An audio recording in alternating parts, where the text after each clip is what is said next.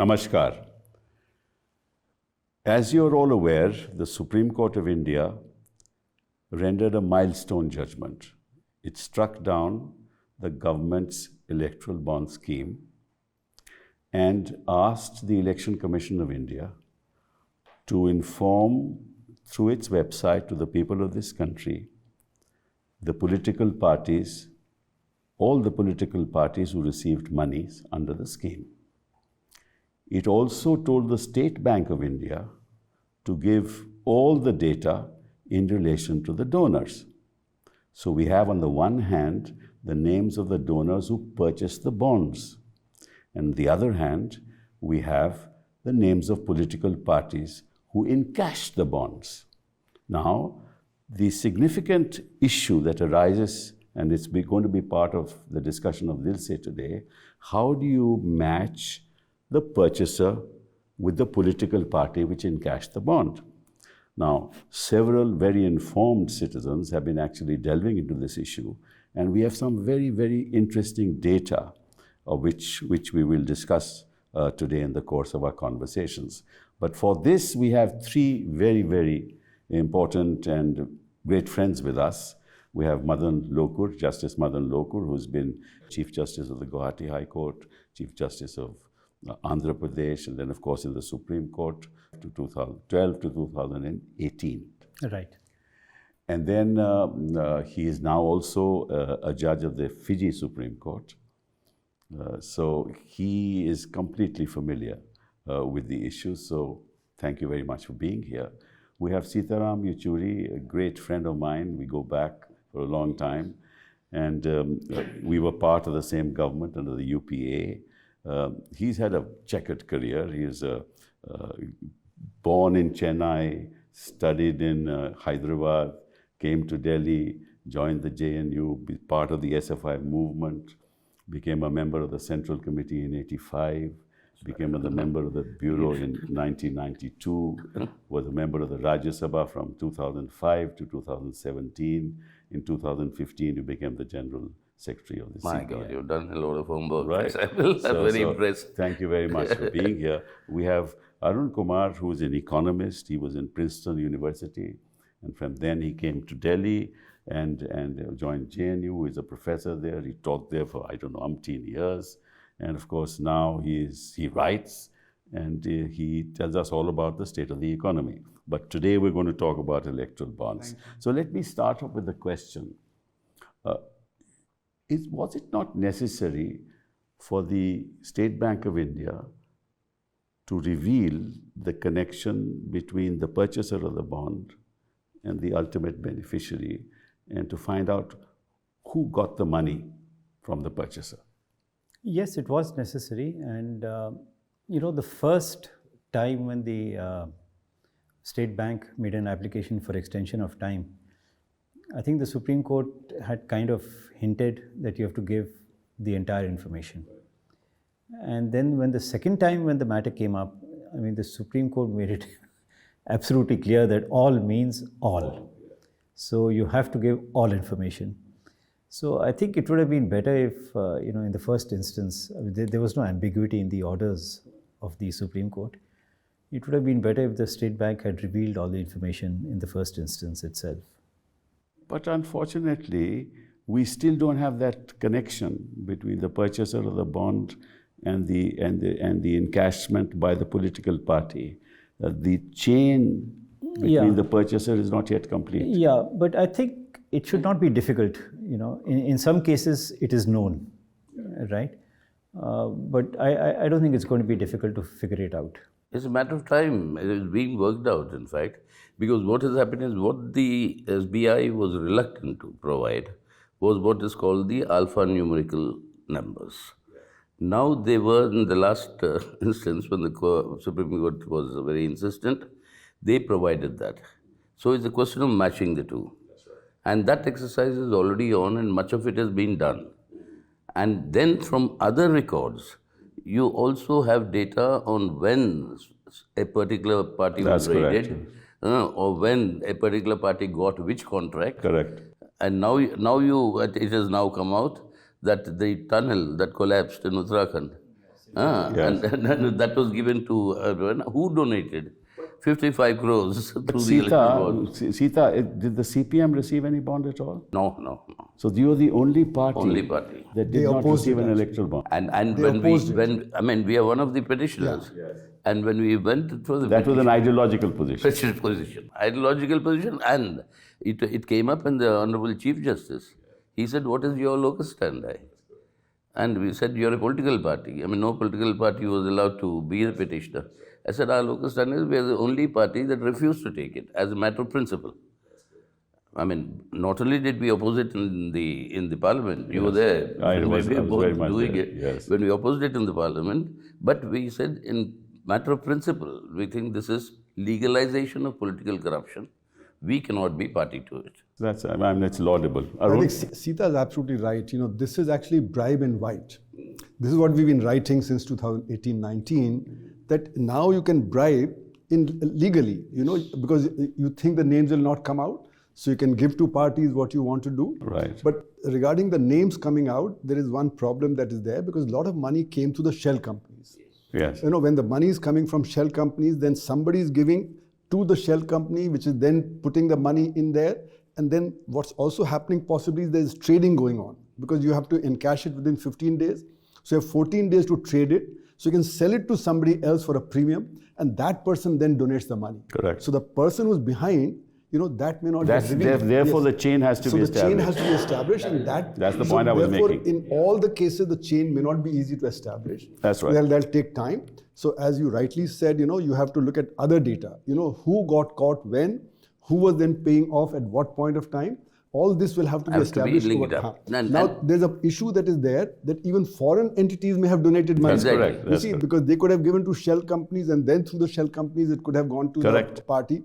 This is going to be a real minefield, when these kind of things get revealed, which foreign parties, etc.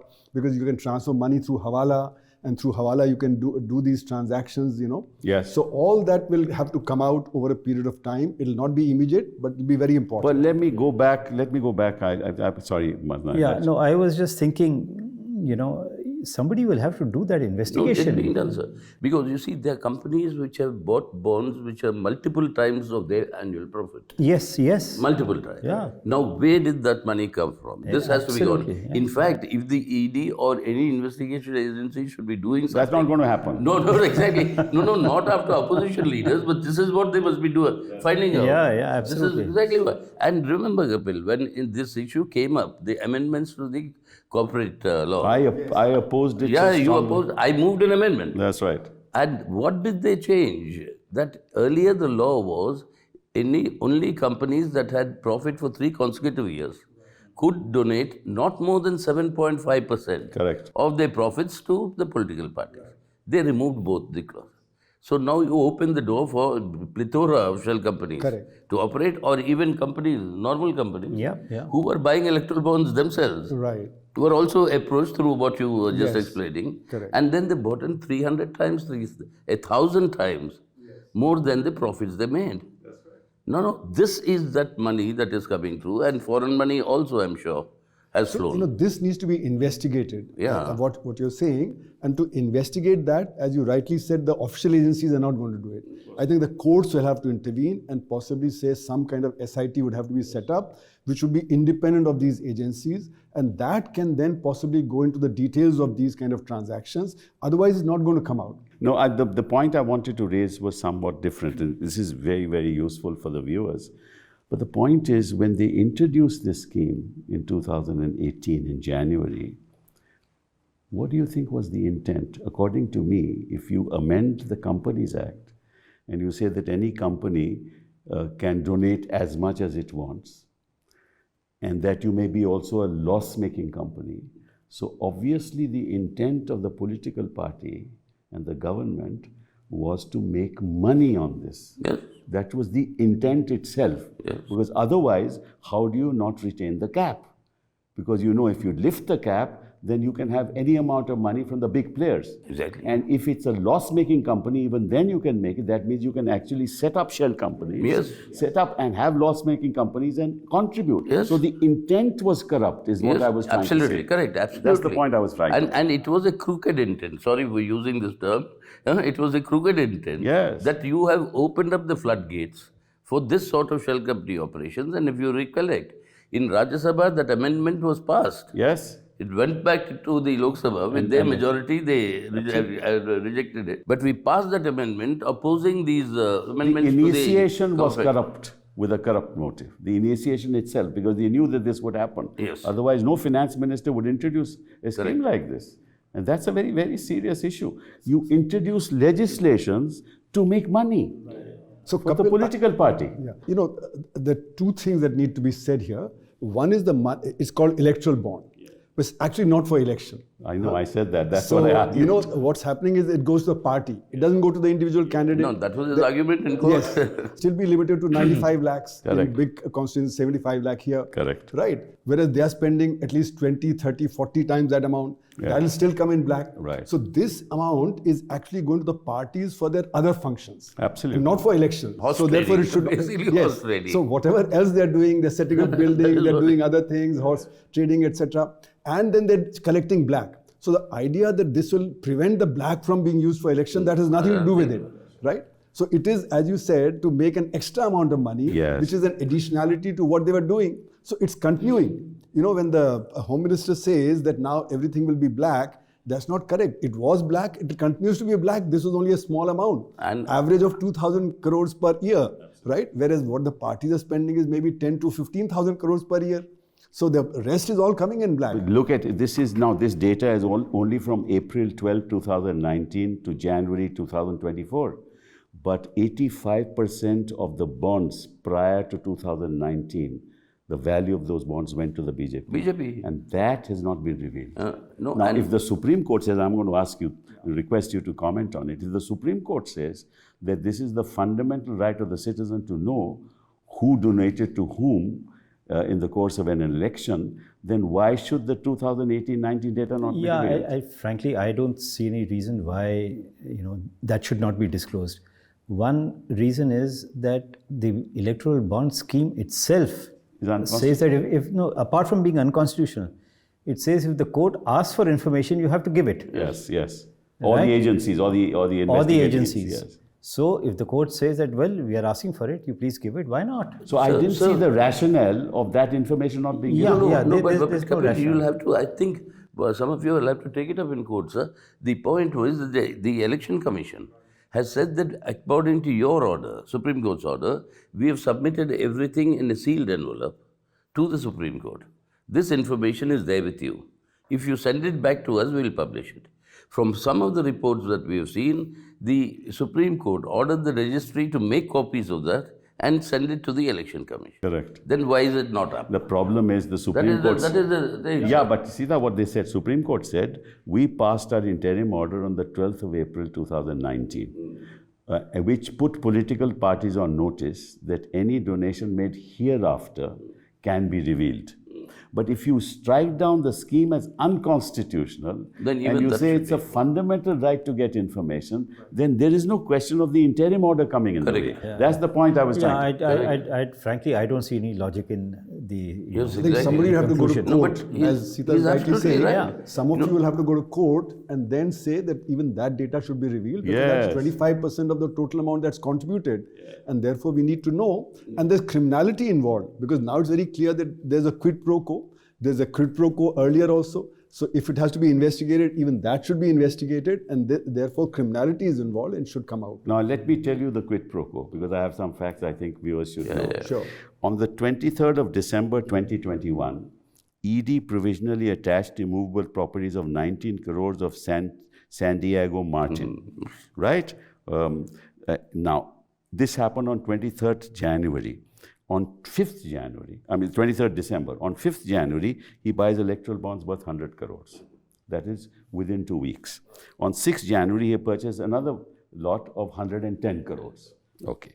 Then comes This is interesting. On 2nd April 2022, ED provisionally attaches movable assets of 409 crores of this very entity. That's 2nd April. On 7th April, the Future Gaming purchases electoral bonds worth 100 crores within 5 days. 2nd July 2022, ED attaches movable and immovable properties worth 173 crores of this very entity under PMLA. This is 2nd July. On 6th July, he buys another 75 crores, right? Then on September 21, ED files prosecution complaint against him, against Future Gaming and 15 other companies. That's 21st September. On 5th October, he gives 65 crores. Now, that shows you that obviously it's related. Now, what's more interesting is that now we found out when the BJP encashed the bond. Okay? So the BJP has listed that it received 50 crores in electoral bonds from a company in Chennai on 5th October. Oh, okay. And there is no other receipt other than from this here. one. Okay. According to investigation, one Chennai-based company purchased 50 crores of bonds, 1 crore each on that day, and that was future trading, right? And BJP lists receiving 50 crores from bonds purchased in Chennai on 5th January, the date I've given you. Again, the only Chennai-based company that purchased 50 crore bonds, 1 crore each, is Future Gaming. So now you have here the link directly established, the quid-pro-quo directly established. Why has the ED not prosecuted them? That's one thing. You know, the other thing which Professor Arun Kumar was saying, where is this money coming from?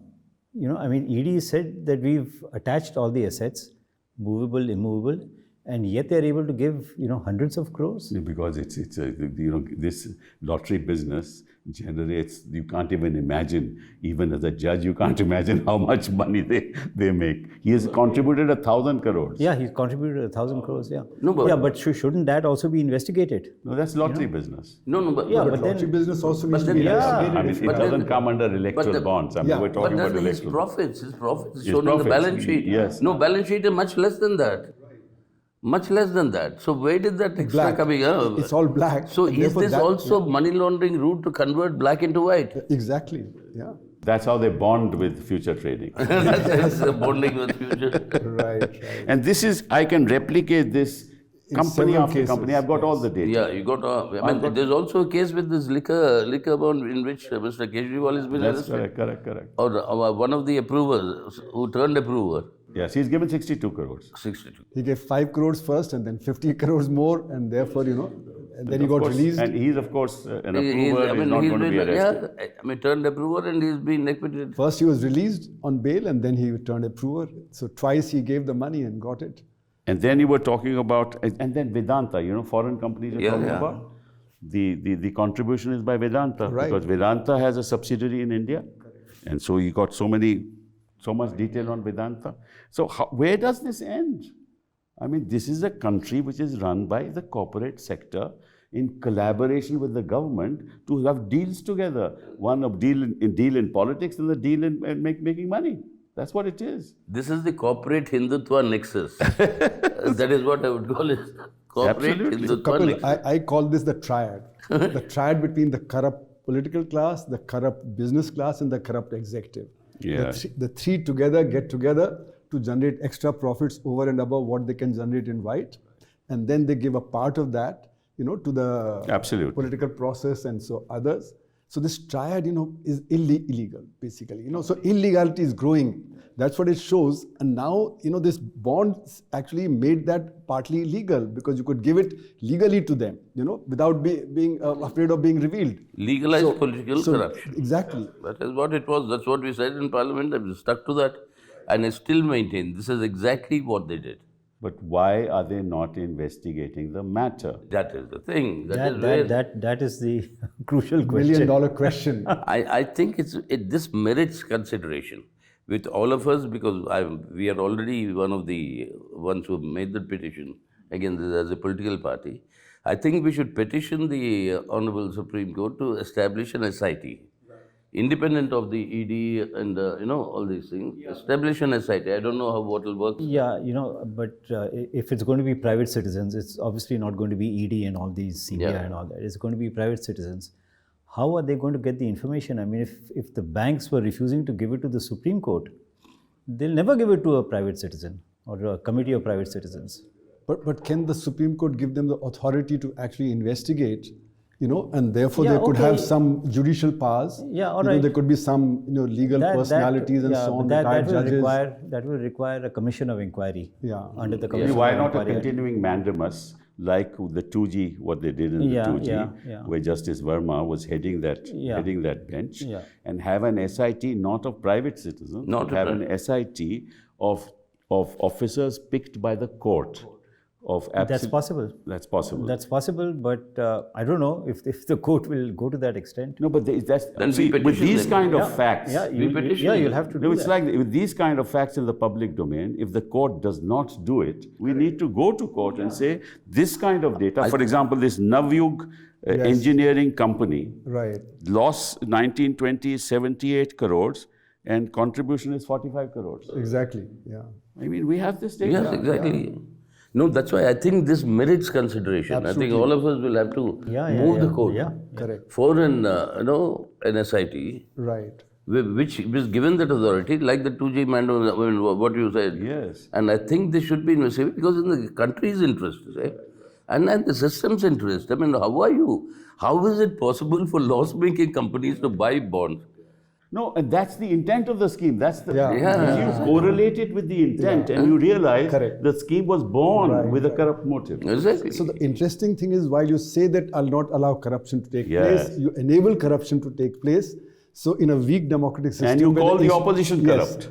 You call them, and therefore you weaken the opposition, which enables you then to do more corruption. Na khaunga, na khane dunga. No, but it enables them to do more corruption because once the opposition is weak, the institutions are weak, then you can do it with impunity. That's what I think this implied.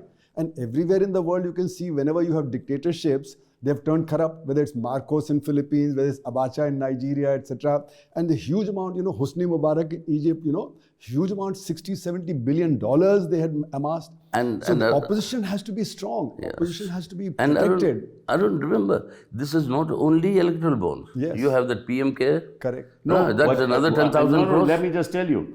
The electoral bond that is not in cash goes to PM care. Oh, they're going to PM care. PM care. And it's a private trust. Yes. It's a private trust. It's a private trust. PM care. Not accountable. My pension as an MP, a month's pension was cut. Right. By orders of the PM. Yes, to donate to them. And maybe your salary was cut as an MP. I don't know. Public sector was told to contribute. Yeah, public sector was told to. And now they say it's a private trust. But Sita, you can't investigate my accounts. Sita, there's something further.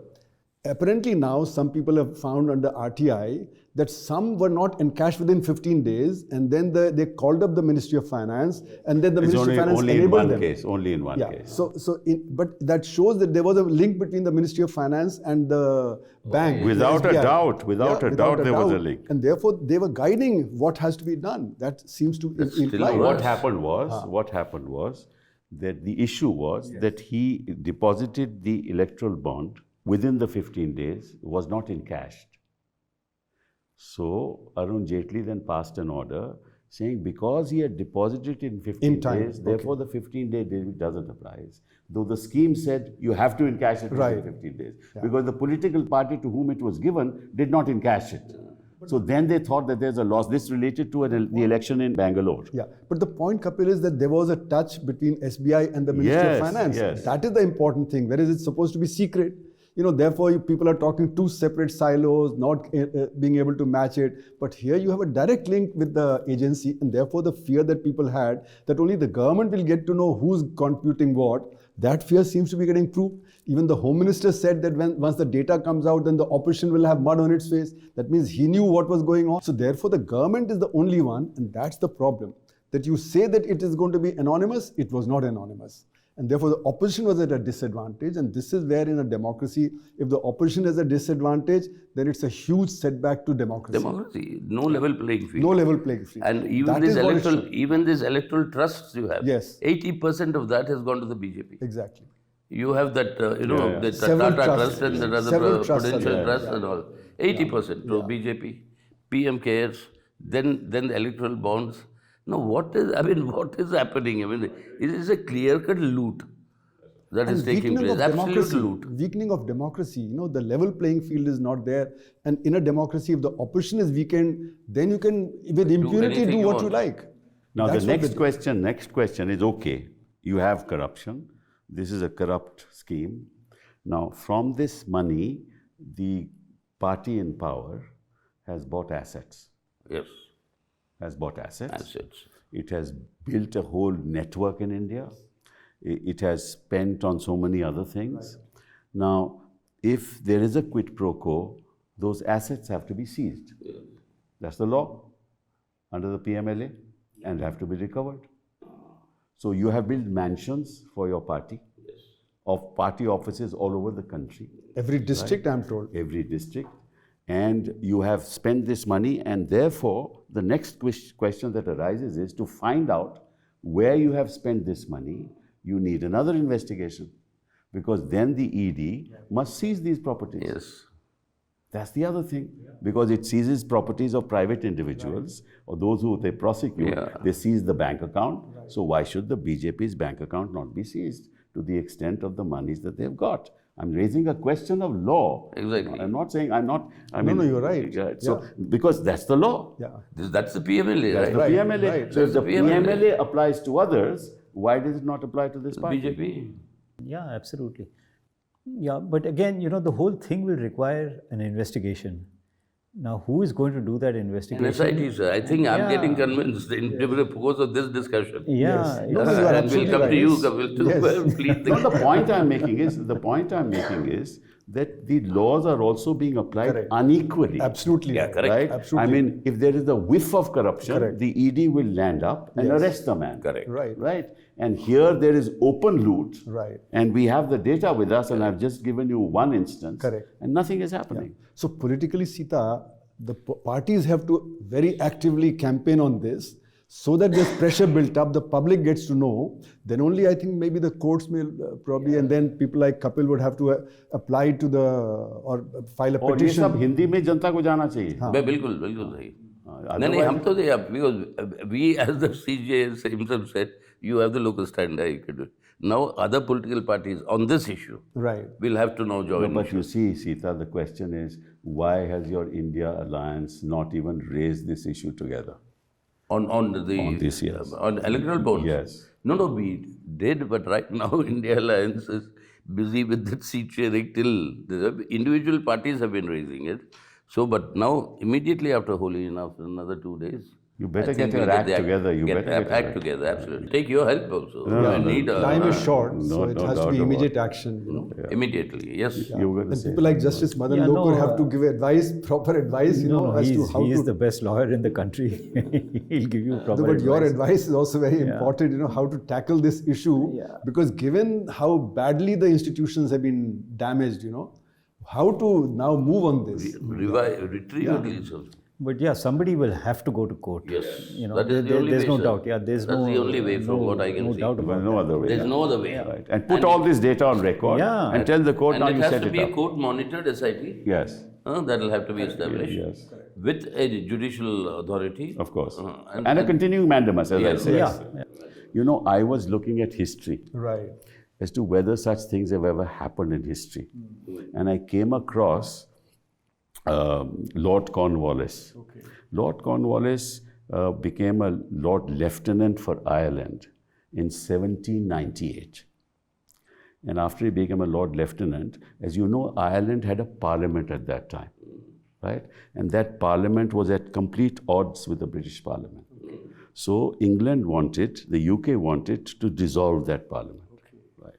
So what they did was, they told the majority, or to each member they called, and they said, look, we will make you members of the House of Commons. House of Commons. Yes. And you dissolve the Irish Parliament. Right? And they gave them money. I'm just telling you that this has happened in history before. Right. They bought all the majority members, and the minority which did not agree, they prosecuted them. Prosecuted. Yes.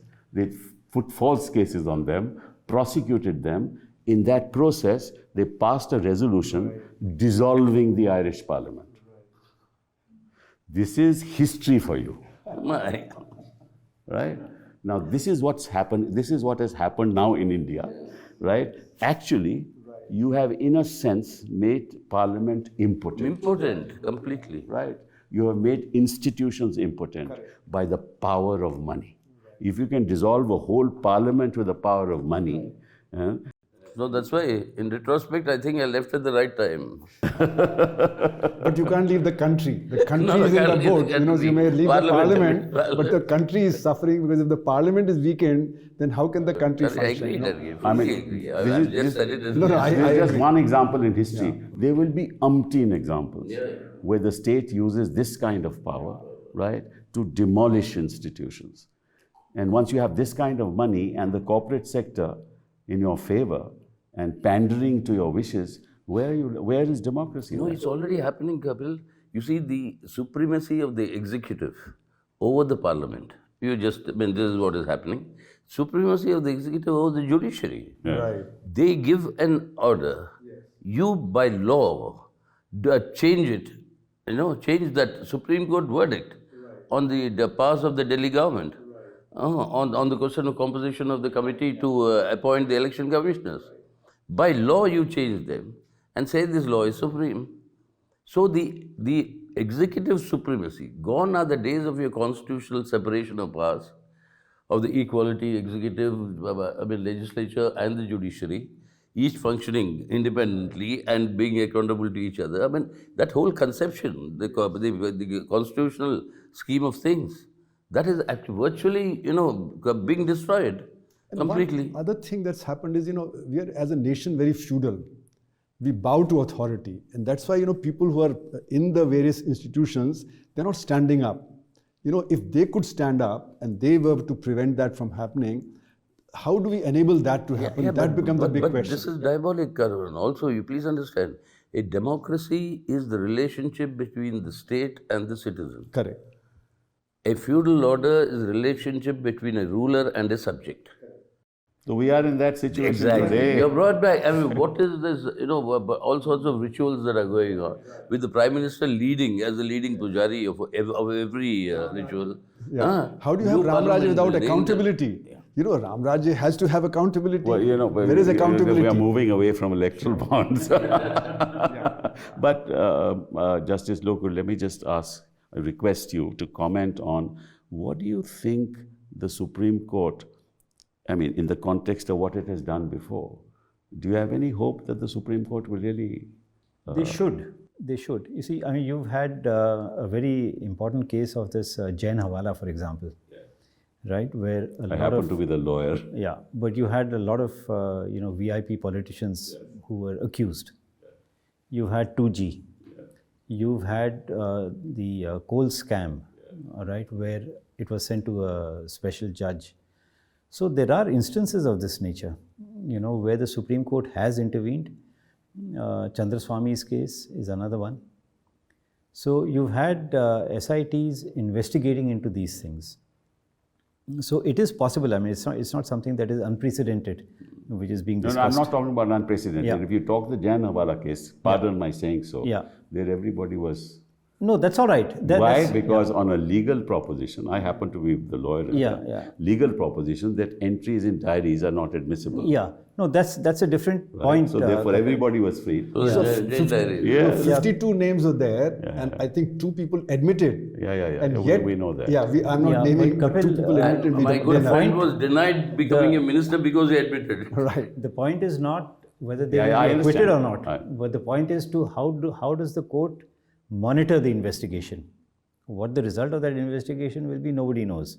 But the court will have to monitor that investigation. There's a difference, Madan. There's a difference. The difference is during UPI time, both the press and the courts, right, were functioning somewhat differently. My worry is only that, which is why I raised this issue. Point is, the court must now realize, given that the press is not willing to do anything, not willing to investigate, it is only citizens who are investigating. And if the court doesn't rise to the occasion, then what is in jeopardy is democracy itself. Because if this continues, we're not going to have the kind of institutions we've had in the past. No way. That's my worry. They have changed over a period of time, and they're continuing to change. So you're right that we cannot compare with 90s to today's judiciary. Or even during the emergency, the courts were still up in arms, right? In today's situation, do you expect the courts to be able to take...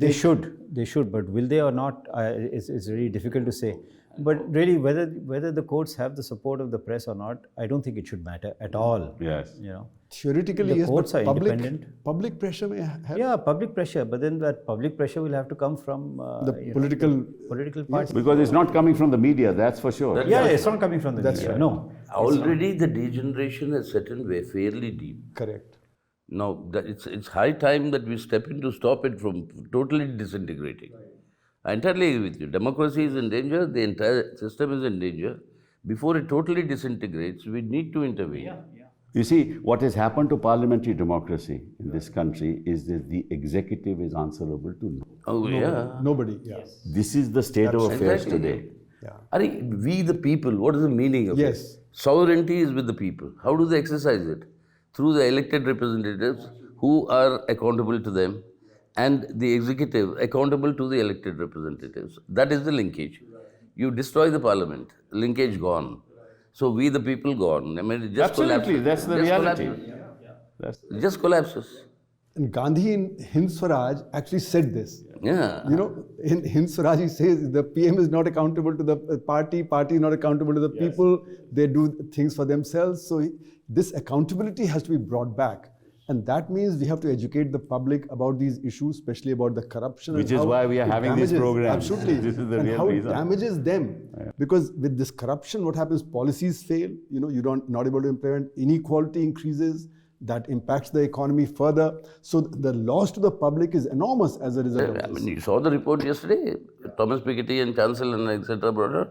I mean, there's greater inequality than in the British Raj. That's right. That is correct. Absolutely. Higher inequality in the last 10 years than in the British Raj. And that doesn't include the black. If you include the black, it's even worse. And then we have the ugly display of wealth being lauded in this country. Right. That's the other very sad thing that's happening. So money is an overpowering factor in everything in life, right? Values are all over. But I think what you've told the public today is something that will educate them, open their eyes to the dangers ahead if this continues in this fashion. So thank you very, very much. But I hope it motivates them to act. I hope so too. That is my... We all have to put in our effort. I hope it motivates you to act also. Sir, of course, he's motivated. I've already been a petitioner. I'll continue to Cadres have to come up and cadres have to go to the people. And Thank you very much. Thanks a lot. For being here Welcome. today. It was a pleasure. Great to have interacted.